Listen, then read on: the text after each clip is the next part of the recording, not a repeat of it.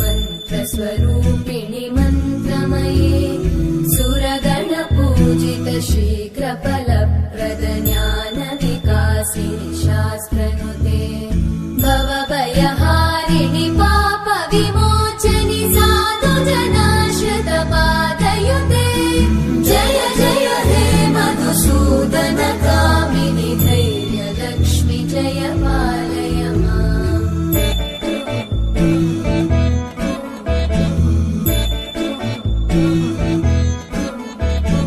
जय जय दुर्गतिनाशिनि कामिनि सर्वफलप्रद शास्त्र